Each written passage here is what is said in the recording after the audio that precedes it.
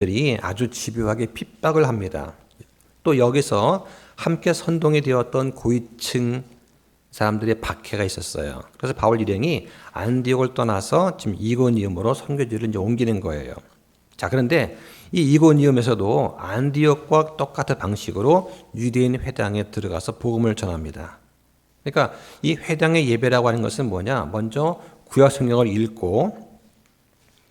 읽은 부분에 대해서 교훈을 하는, 그 교리를 가르치는 그런 시간을 가집니다. 그러니까 바울 일행이 유대인들 또 유대교에 입교한 이방인을 상대로 복음을 전하기에 이 회당은 아주 적합한 그런 장소였습니다. 자, 그래서 이제 앞에 13장에 보면 바울 일행이 전도를 하니까 사람들이 거부하잖아요. 그래서 발에 먼지를 떨어버리고 이방인한테 돌아섭니다. 그런데 이방인한테만 복음을 전하겠다고 이제 했지만 그건 사실은 나중 일이고 아직은 유대인 회당에서 유대인을 대상으로 복음을 전하는 그런 일이 아직은 안 끊어졌습니다. 자, 그다음 2절 보겠습니다.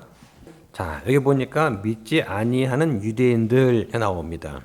그러니까 여기 유대인 누구냐? 바울 일행이 전하는 복음을 받아들이지 않은 사람들이에요. 자, 왜 그럴까? 인본주의적인 유대교에 너무나 철저하게 빠져 있었기 때문에 지금 새롭게 제시되는 그런 그리스도의 복음을 받아들이지 못하는 것입니다. 자, 이 상황이 이해가 되시죠? 자, 우리도 어떻습니까? 복음을 전하게 되면 특히 오랫동안 개신교 이런 데에 익숙해 있던 그런 가족이나 친척한테 복음을 전하면 첫 반응이 어떻습니까? 얼씨구나 받아들입니까? 그렇지 않죠. 일단 거부부터 합니다. 왜냐? 지금까지 내가 믿어왔던 것이 틀렸다는 걸 인정해야만 받아들일 수 있는 거예요. 이게 힘든 거예요. 지금까지 내가 쌓아왔던 여러 가지 인맥들, 함께 지낸 시간들, 내가 옳다고 믿고 종교생활을 해왔는데 이게 틀렸다고 하는 걸 인정한다는 것은 정말 어려운 일입니다. 거기다가 또 지금까지 내가 거기에 냈던 헌금이 얼마인데 이걸 버리고 다시 나온다는가? 이건 정말 어려운 거예요. 예.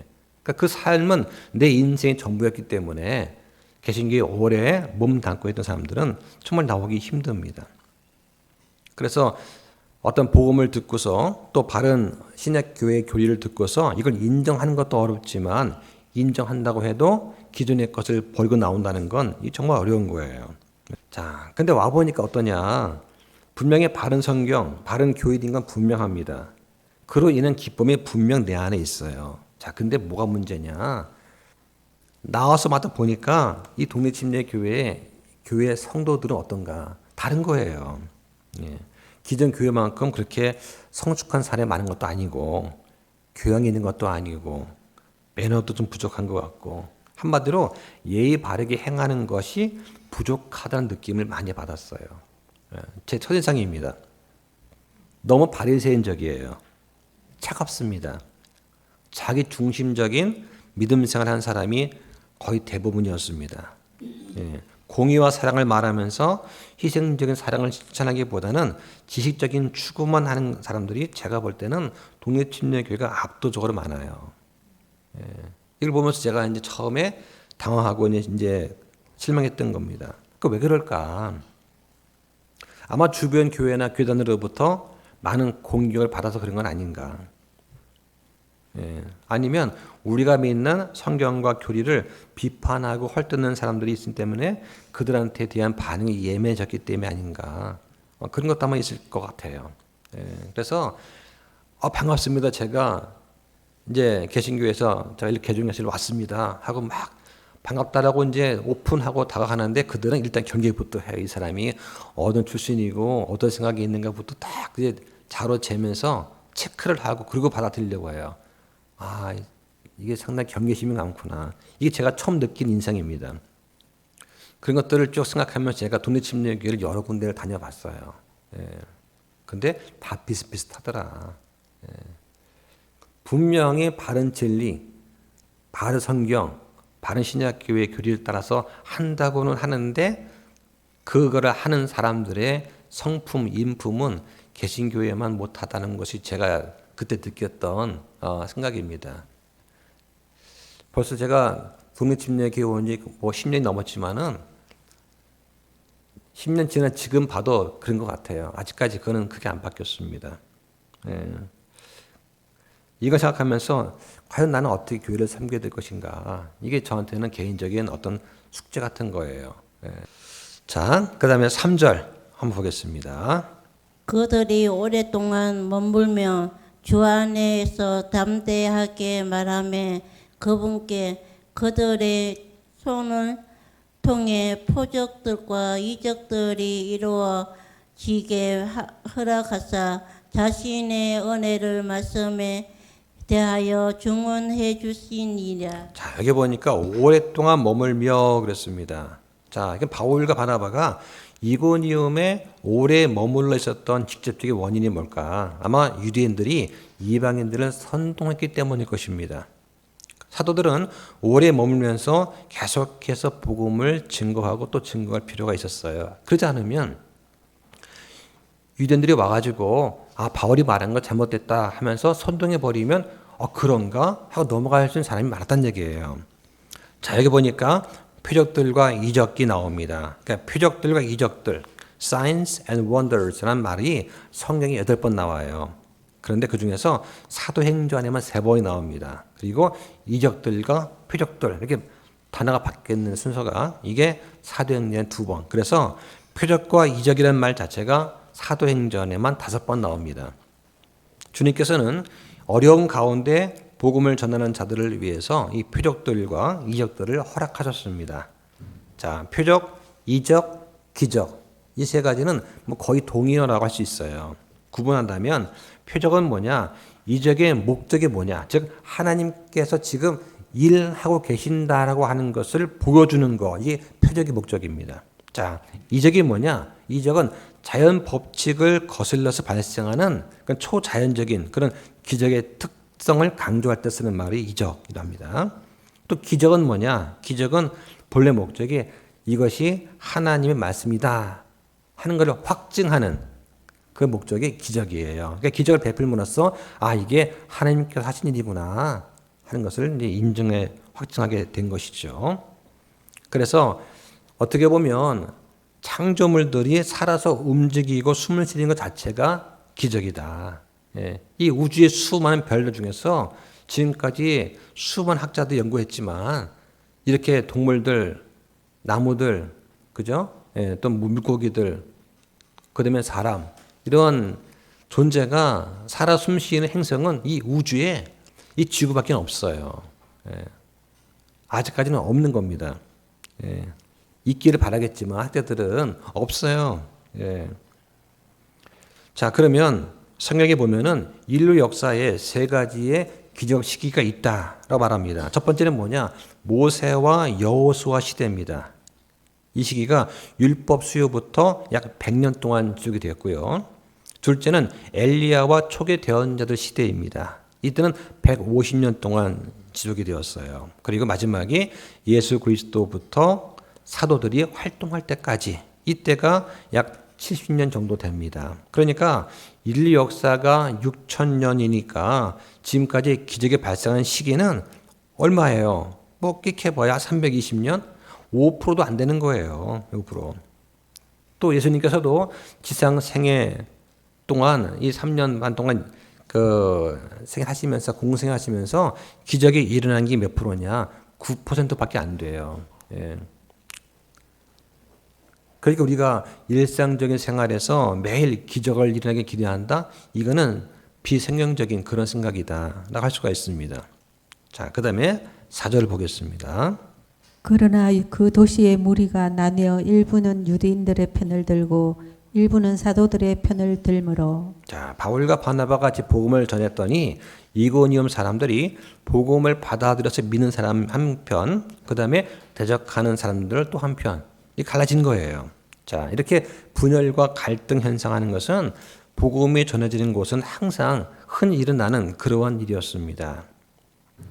자, 이 관련해서 한번 찾아보겠습니다. 요한복음 10장 19절부터 21절까지 한번 또 읽어주시죠. 그러므로 이 말씀들로 인해 유대인들 가운데 다시 분열이 생기니 그들 중 많은 자들은 이르되 그는 마귀 들려 미쳤는데 어찌하여 너희가 그 말을 듣느냐 하고 다른 사람들은 이르되 이것들은 마귀 들린 자의 말들이 아니니라. 마귀가 눈먼 자의 눈을 열어줄 수 있느냐 하더라. 자, 예수님께서 말씀을 전하시고 기적을 베푸는데 불구하고 사람들은 둘로 갈라지게 되는 거예요. 5절 보겠습니다. 이방인들과 또한 유대인들이 자기들의 치리자들과 함께 악의를 품고 그들을 대하며 그들을 돌로 치려고 습격하매. 여기서는 신체적인 폭행을 하지 않고 일단 말과 태도 면에서 아주 무례하게 행동하는 것을 말합니다.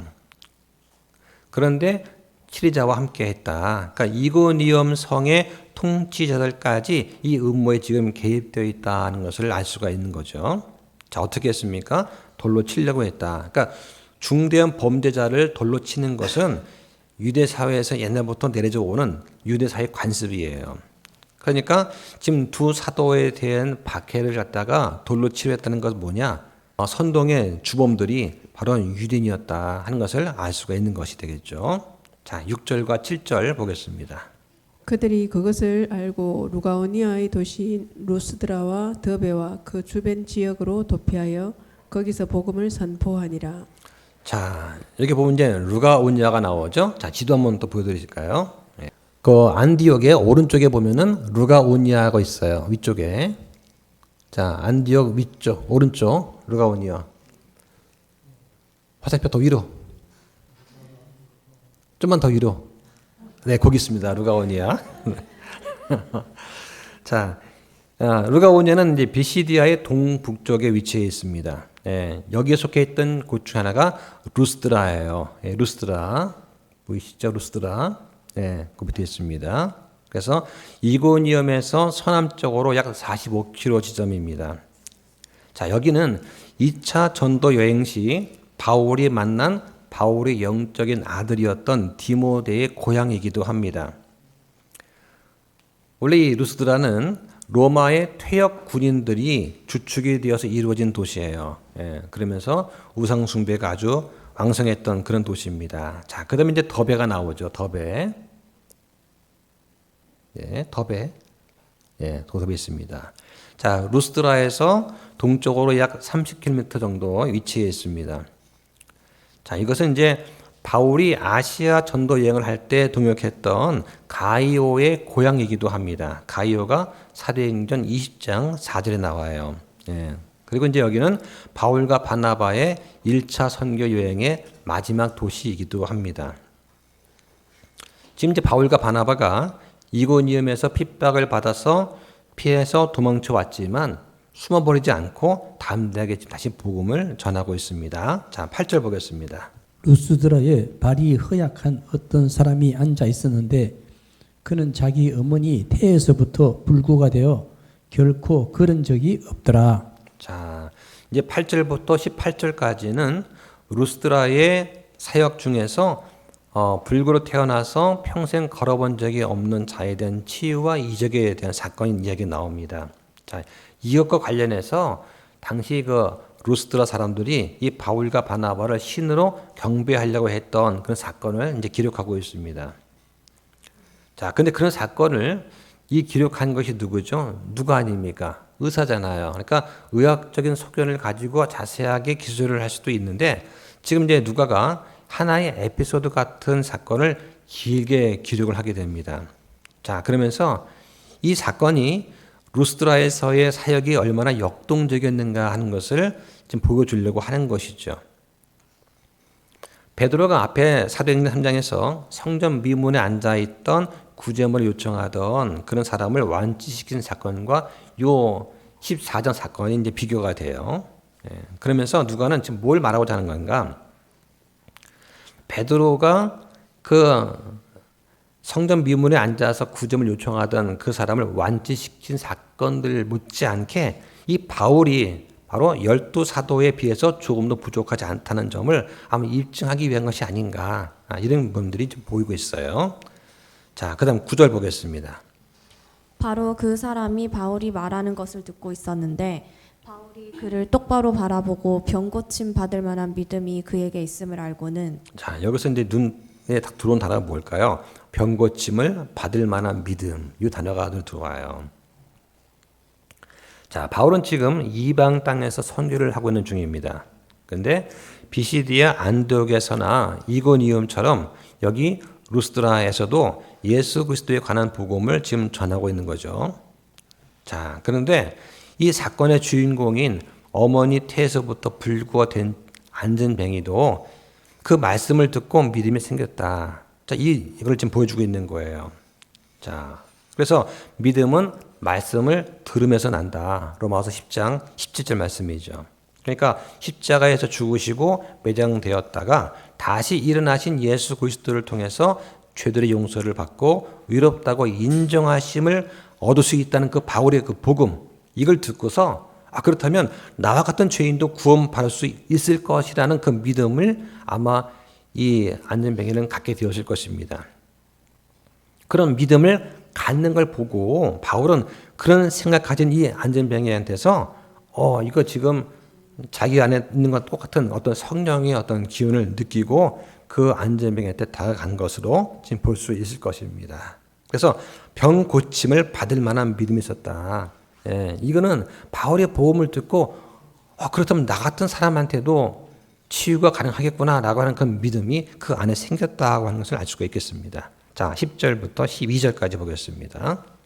이르되 내 발로 똑바로 서라 하니 그가 뛰고 걸음으로 바울이 향한 일을 사람들이 보고 목소리를 높여 루가오니아 말로 이르되 신들이 사람들의 모양으로 우리에게 내려왔다 하며 바나바를 주피터라고 바울을 주로 말하는 사람으로 머큐리를 하더라. 자, 똑바로 서라 합니다. 그러니까 지금 태어날 때부터 다리를 못 썼으니까 다리에 근육이 없을 거 아니에요. 그러니까 다리가 오그라져서 완전히 마비가 되어 있는 그 사람한테 똑바로 서라, 이 말이 일단은 좀 황당하지 않았을까. 근데 문제는 이 사람은 그 말씀을 듣고 즉각 순종한 겁니다. 그 결과 믿겨지지 않는 이적이 일어난 거죠. 그래서 하나님의 이적은 어떤 경우가 일어나는가? 대부분 성도의 믿음과 그에 따른 순종이 있을 때 일어난다 하는 것입니다. 자, 그 사람이 뛰고 걸었습니다. 그래서 뛰고 걸었다. 그냥 걷는 정도도 아니고 뛰었다는 것이죠. 아까 제가 아침에 딱 와서 우리 저기 이송 자매님이 저한테 발 괜찮으세요? 괜찮다고 한번 뛰어보세요. 제가 팔찌발 떴단 말이죠. 자, 그래서 뛰고 걸었다. 그러니까 저도 이제 이 말씀 준비하면서 나도 발이 좀 빨리 나와서 나도 걸었으면 좋겠다, 이런 마음을 가지고 이제 준비했었습니다. 자, 여기 보니까 루가오니아 말로 이르되, 자, 이 사람들은요 당시 로마 제국의 공용어였던 헬라어하고 라틴어를 썼을 것입니다. 그런데 지금 뭐라고 합니까? 루가오니아 말, 그들의 지역 사투리 쓴 거예요. 너무나 이전에 보지 못한 그런 어떤 놀라운 일을 경험하니까 깜짝 놀라서 그냥 자기의 본래 사투리가 툭 튀어나온 거예요. 뭐라고 하느냐? 바나바는 주피터라고 하고 바울은 머큐리다. 루스드라에는 하나의 전설이 있다고 합니다. 뭐냐면 이 헬라의 주 신이었던 주피터, 그 다음에 그의 대변자 노릇을 하던 머큐리가 과거에 사람의 모양으로 그것을 방문했는데 사람들이 영접하지 않아서 그들을 홍수로 멸망시켰다라고 하는 전설이 있다는 거예요. 근데 그런 전설이 지금 자기들 시대에 다시 이루어지는 것이 아닌가 생각했으니까 흥분을 감추지 못하는 것입니다. 그래서 이 주피터와 머큐리를 잘 대접하지 않아서 쫄딱 망했었는데 지금 보니까 이거 저기 바나바는 주피터고 바울은 말을 하는 거 보니까 이건 사람의 말이 아니야. 그래서 너무 말을 잘하니까 이건 머큐리 것이다 생각한 이 사람들은 잘 대접을 해야지만 어떤 위험을 피할 거라 생각을 한 거죠. 그래서 지금 이제 막 대접을 하려고 하는 거예요. 이 바울을 머큐리라고 했다. 즉 그 당시에 복음 선포의 대부분을 바울이 주도했다는 것을 아마 알 수 있을 것 같습니다. 자, 13절 보겠습니다. 그때에 그들의 도시 앞에 있던 주피터의 제사장이 소들과 화환들을 성문들로 가지고 와서 사람들과 함께 희생물을 바치려 하니. 네, 자, 고대 성읍에는 성문 주위에 넓은 광장이 있었습니다. 여기서 대중 집회나 교육이 이루어졌죠. 이때 바울 일행도 많은 사람이 모이는 성문 광장에서만 말씀을 선포하지 않았나 생각이 됩니다. 자, 이때 당시에 루스드라 사람들은 아주 무지몽매한 그런 모습을 보였습니다. 그러니까 지금도 힌두교가 90% 이상 차지하는 그런 네팔 같은 나라 가면은 4살, 5살 되는 그런 소녀 아이를 선정해서 신으로 격상시킨 다음에 마을 밖 신당에 딱 모셔놓고 그한테 이제 제물을 바치는 그런 일이 지금도 이루어진다고 합니다. 자, 이 그리스와 로마 신에 등장하는 그 당시 신들이 어떠했느냐 모습이 사람의 모습이거나 동물의 모습을 하고 있잖아요. 무슨 말이냐면 그들이 생각하는 신이 어떤 신이냐?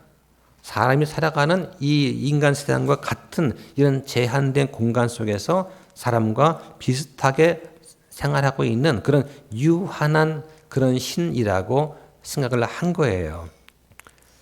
자, 그러니까 일단 신들의 모습을 사람의 모습으로 또 동물의 모습으로 제한시켰다고 하는 자체가 사람들과 어울려서 살아가는 그런 존재라고 생각을 했던 것이 되겠죠.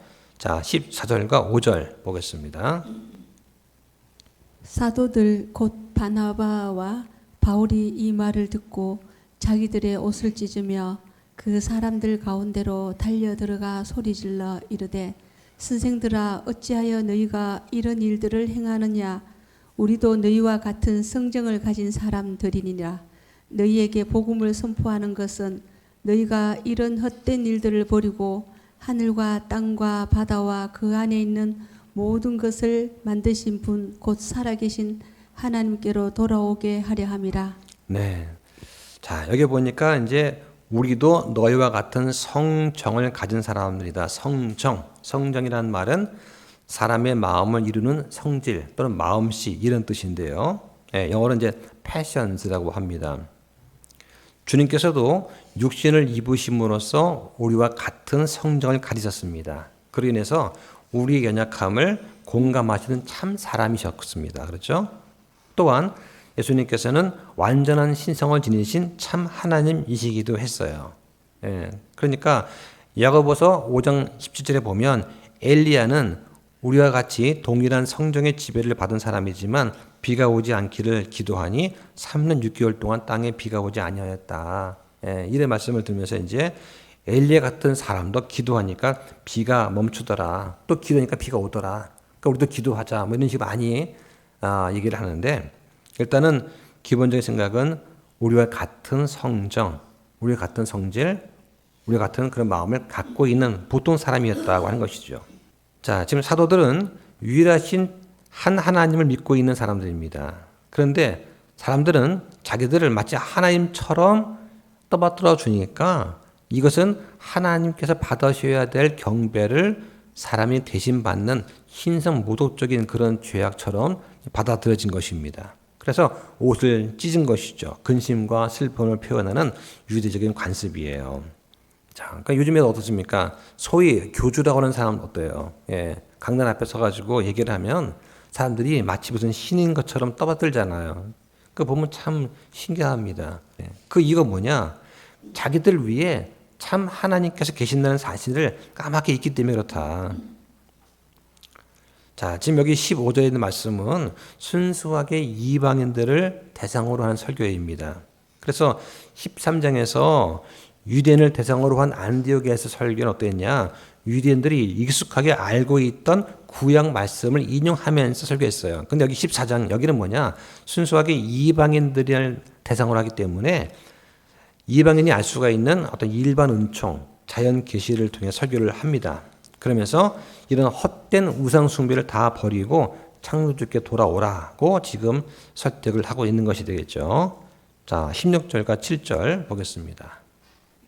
그분께서 지나간 때에는 모든 민족들이 자기들의 길로 걸어가도록 내버려 두셨으니 그럼에도 불구하고 선을 행하시고 우리에게 하늘로부터 비를 주시며 결실을 계절을 주사 음식과 기쁨으로 우리 마음을 채워 주심으로써 증거 없이 자신을 내버려 두지 아니하셨느니라 하고. 네, 자 지나간 때에는 그러니까 예수 그리스도의 복음이 전파되기 이전에는 그런 얘기죠. 그러니까 이방인들이 하나님의 뜻을 알기 그 이전의 때에는 그런 얘기입니다. 그때는 어떻게 했습니까? 내버려 두셨다. 그러니까 그들의 죄를 허용하고 용서했다는 것이 아니라 그들에 대한 즉각적인 심판을 잠시 유보하셨다고 하는 것이죠.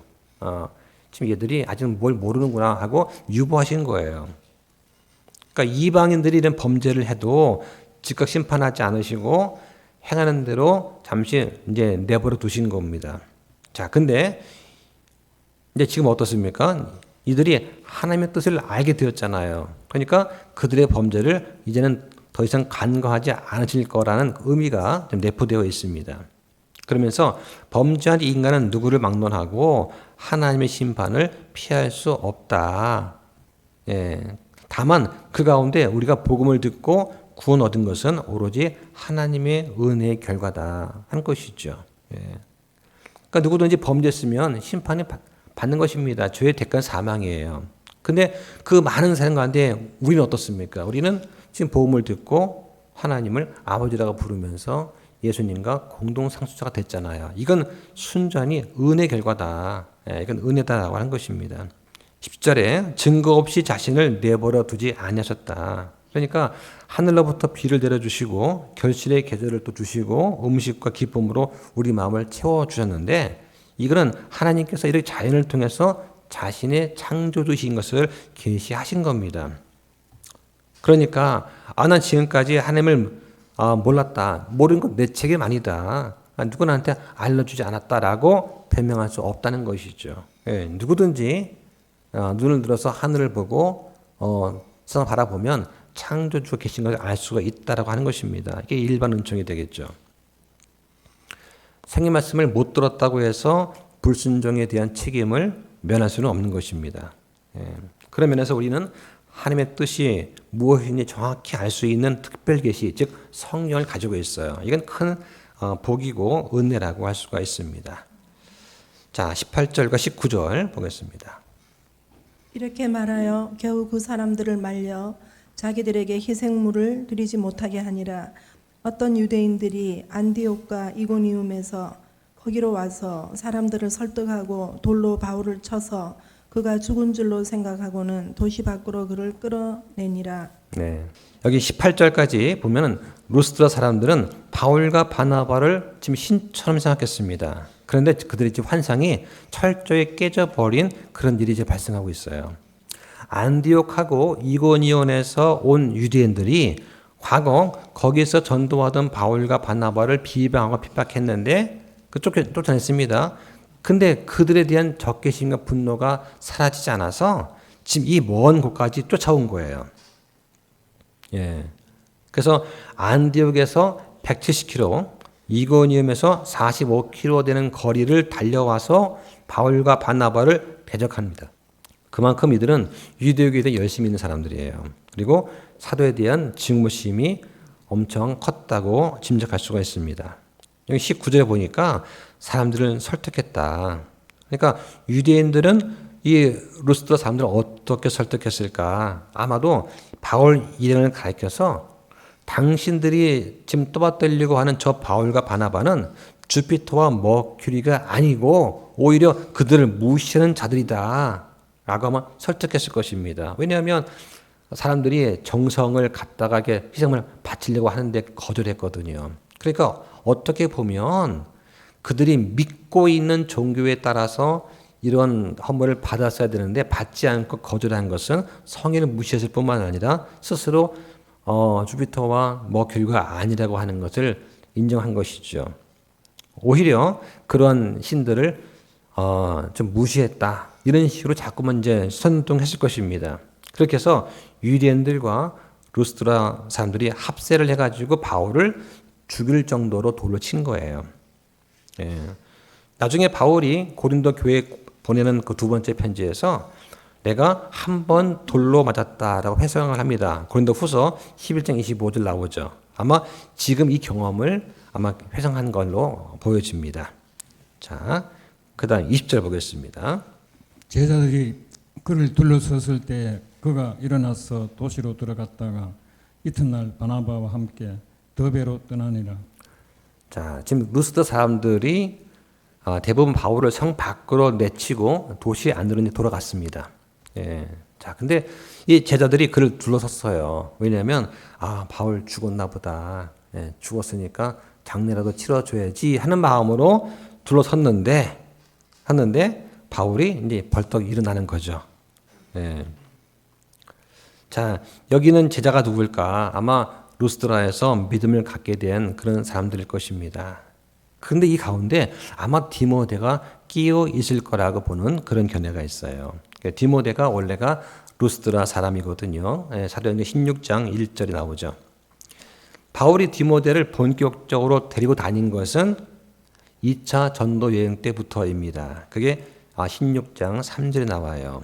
그런데 이 디모데를 바울이 처음 만난 것은 1차 전도 여행 때 이 더베에서 만날 것으로 아마 생각이 됩니다.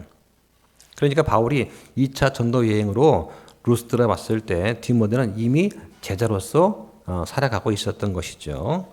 자, 21절과 2절 보겠습니다. 그들이 그 도시에 복음을 선포하고 많은 사람들을 가르친 뒤 다시 브루스드라와 이고니움과 안디옥으로 돌아가 제자들의 혼을 굳건하게 하며 믿음 안에 거하도록 그들을 권면하고 또 우리가 반드시 많은 환난을 거쳐 하나님의 왕국에 들어가야 하리라고 고면하더라. 네, 자, 지금 더베에서 사역을 성공적으로 마친 다음에 바울과 바나바 일행이 지금까지 복음을 전한 지역들을 다시 거꾸로 돌아가게 됩니다. 그래서 루스드라, 이고니온, 안디옥 이 세 곳은 복음을 통해 많은 제자를 얻었지만 동시에 핍박도 받았던 그런 곳입니다. 심지어 죽음의 위기까지 겪었던 도시죠. 그러니까 이런 도시를 다시 방문한다는 거 이거 보통 용기가 아니면 아마 어려웠을 것 같아요. 네. 자, 다시 한번 지도를 보실까요? 더베에서 전도를 마친 다음에 시리아 안디옥으로 돌아갈 때는 최단 거리 갈 수 있었어요. 그러니까 더베에서 마친 다음에 그 밑에 본 다소가 있죠. 다소. 예. 다소가 바울의 고향 아닙니까? 그러니까 여기까지 길은 잘 아실 거란 말이에요. 다소로 갔다가 거기서 실루기아로 가면 되죠. 그죠? 그리고 이제 안디옥 도착하면은 쉽게 최단 거리로 갈 수가 있었습니다. 자, 이렇게 가면 좋았는데 그렇게 하지 않고 지금까지 자신이 거쳐왔던 어떤 그런 죽음의 고난을 겪었던 그런 곳을 다시 이제 거쳐서 간다는 거예요. 예, 그만큼 바울은 자신의 복음을 전했던 그 곳 그리고 믿음으로 나왔던 그 제자들 또 교회를 생각하는 마음이 얼마나 간절했는가 알 수가 있을 것 같습니다. 자, 바울과 바나바는 복음을 전하면서 많은 환난을 겪어야 됐습니다. 자, 그런데 22절에 보면 뭐라고 합니까? 우리가 반드시 많은 환난을 거쳐서 하나님의 왕국에 들어가야 하리라 하고 권면을 하는 것입니다. 자, 그런데 이런 환난은 사도뿐만 아니라 복음을 받아들고 믿기 시작한 성도들도 똑같은 거예요. 이 당시에 믿음이 연약한 성도들은 옆에서 가해지는 핍박, 고난 때문에 믿음을 쉽게 저버릴 그러한 소지가 있었죠. 그래서 바울과 바나바가 믿는 자한테는 반드시 어려움이 따른다. 그러니까 굳건히 서라 하고 격려를 좀 하고 싶은 겁니다. 그래서 이런 환난을 믿음과 인내로 극복해야지 그래야 하나님 왕국에 갈 수 있다. 자, 근데 이걸 갖다가 교회가 7년 환난을 통과해야 된다라고 주장하면 그러면 안 되는 거예요. 왜냐하면 교회는 환난이 시작되기 전에 다 부활하거나 휴거해서 하나님 품으로 갑니다. 근데 그때까지 휴거되지 못한 사람들, 즉 믿지 못하고 남아있는 자들 가운데 환난기 때 주님 믿고 환난을 통과해서 천년 왕국에 들어가는 사람들이 생겨요. 이것은 교회가 아니라 환난기 성도입니다. 그러니까 교회와 환난 성도를 구분하지 못하면 그러면 환난 중, 환난 후 휴거가 있다라고 생각하게 되는 거예요. 그거를 잘 주의하셔야 됩니다. 자, 그 다음 보겠습니다. 23절부터 6절까지 보겠습니다. 사도들이 그들을 위해 각 교회의 장로들을 임명하고 금식하며 기도한 뒤 그들이 믿는 주께 그들을 맡기고 두루 비시디아를 지난 뒤에 밤빌리아에 이르러 버가에서 말씀을 선포하고 아탈리아로 내려가 거기서 배를 타고 안디옥으로 갔는데 이곳은 사도들이 이룬 그 일을 위해 전에 그들을 하나님의 은혜에 맡겼던 곳이더라. 자, 여기 보니까 23절에 사도들이 그들을 위해서 각 교회 장로를 임명했다. 예, 이 장로가 오늘날 목사가 됩니다. 자, 임명한 겁니다. ordain 등 임명, 지명한 것이죠. 예, 그러니까 바울과 바나바가 장로 임명할 때는 먼저 지역 교회 성도들이 손을 들어서 투표한 다음에 바울과 바나바가 그 뽑힌 그들을 장로, 목사로 임명을 한 거예요. 예. 그러니까 지금도 마찬가지입니다. 목사 임명할 때 하나님의 부르심 그리고 교회 성도들의 인정을 통해서 투표를 해야 되겠죠. 예. 그런 다음에 다른 선배 목회자들이 검증을 하고 그 다음에 목사를 안수를 하는 거예요. 그러니까 교회 자체적으로 성도들이 투표하고 자체적으로 목사를 안수하고 이런 건 없습니다. 예, 그렇게 하면은 교회가 제대로 쓸 수가 없어요. 자, 주께 그들을 맡기고, 자, 이제 바울과 바나바가 떠난 그곳의 교회들은 외형적으로는 이제 목사들을 통해서 잘 이끌어질 것이지만 내용적으로는 교회 주인이신 하나님께서 굳게 지켜주실 것이다 라고 이제 믿는 것입니다. 그리고선 다시 왔던 길로 돌아서 가게 됩니다. 그러면서 버가에서 말씀을 선포했다. 자, 이 버가는 어떤 곳이냐? 이 버가는 시리아 안디옥에서 바울 일행과 함께 선교 여행을 따라왔던 마가 요한이 예루살렘으로 다시 되돌아간 곳입니다. 예, 그러니까 뭔가 문제가 있었던 곳이죠. 그러니까 바울 일행은 거기서 전도를 못하고 곧바로 비시디아 안디옥으로 갔었어요. 그러니까 바울이 돌아오는 길에 여기 버가를 둘러가지고 그때 못 전했던 말씀을 전하고 그래야 되겠다라는 필요성을 느끼게 됩니다. 자, 그러면서 그들을 하나님의 은혜에 맡겼던 곳, 즉 시리아 안디옥으로 가게 됩니다.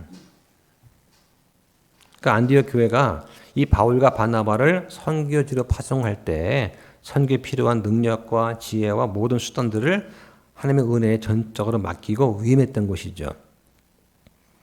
그러니까 선교를 한 것이 뭐냐? 선교는 선교사를 파송한 교회나 선교 단체를 의지해서 이루어지는 것이 아니라 선교의 진정한 주체이신 하나님께 모든 걸 맡기고 나서 이루어진다 하는 것을 이제 보여줍니다. 자, 그다음 보겠습니다. 27절과 8절. 그들이 와서 교회를 함께 모아 하나님께서 자기들과 함께 행하신 모든 일과 또 그분께서 일방인들에게 믿음을 문을 열어주신 것을 되풀어 하여 말하고 거기서 제자들과 함께 오랫동안 머무리라. 네, 자 여기 보니까 교회를 함께 모았다. 그러니까 교회를 모았다는 것은 이 날이 아마 정기 모임을 갖는 날은 아니었을 것입니다. 그러니까 성도들이 연락해서 다 모이게 한 거예요. 네. 그러면서 하나님께서 함께 행하셨던 모든 일을 지금 되풀이 말합니다. 그러니까 선교를 통해서 하나님께서 함께 하신 임재하심 역사를 아마 철저하게 경험을 했을 것입니다. 그래서 마법사 엘루마가 눈이 멀었던 일, 또 바보의 총독 서기어 바울이 믿음을 갖게 된 일, 비시디아 안디옥 제자들이 기쁨과 성령으로 충만한 일, 루스드라 도시에서 태어날 때부터 걷지 못한 자가 믿음과 명령 순종해서 일어나 걸은 일, 또 바울이 돌에 맞았다가 거의 죽었다가 기적적으로 살아난 일. 자, 그 어떤 것도 평범한 일이 없습니다. 기적이 아닌 게 없었어요. 그죠? 예. 그러니까 말하자면 지금 1차 선교를 갔다 와가지고 선교 보고를 지금 하고 있는 겁니다. 그러면서 이방인들에게 믿음의 문을 열어주신 거, 그러니까 이방인들이 복음을 듣고 받아들여서 하나님의 백성이 된 거, 자, 이익을 얘기하는데 어떻게 했습니까? 되풀이했다고 하는 것이죠. 되풀이했다. 지금처럼 뭐 녹화를 하거나 뭐 PPT가 있는 것도 아니잖아요. 그러니까 계속해서 반복해서 말하지 않을 수가 없었고 듣는 사람이 너무 신기하니까 너무 은혜스러우니까 한 번 더 수없이 반복해서 했을 것입니다. 예. 이런 것들이 이제 구전이 돼서 또 전파가 되겠죠. 예. 그래서 28절에 거기서 오랫동안 머무니라. 1차 선교 여행이 언제부터 언제까지냐? 보통 AD 46년부터 8년 혹은 47년부터 9년까지 보통 2년 정도를 말을 합니다. 예. 그 다음에 2차 선교 여행이 49년부터 52년 동안 3년간 이루어지고 3차 선교 여행이 53년부터 57년까지 4년간 이루어져요. 그러니까 1차는 2년간, 2차는 3년간, 3차는 4년간 이렇게 기간이 늘어납니다. 그리고 갔다 온 다음에 다시 보충하고 충전한 시간은 1년이 채 안 돼요. 몇 개월 동안 충전한 다음에 그리고 또 떠나게 됩니다. 그래서 거기서 오랫동안 머물렀다. 이 오랫동안 기간이 1년이 안 된다는 걸 생각하시면 좋을 것 같습니다. 그러니까 이 짧은 시간 동안 또 준비를 해가지고 재충전을 한 다음에 또 여러 제자들을 또 함께 머물면서 다음 선교를 위한 준비를 이제 했을 것입니다. 자, 오늘 여기까지 하겠습니다. 기도하겠습니다.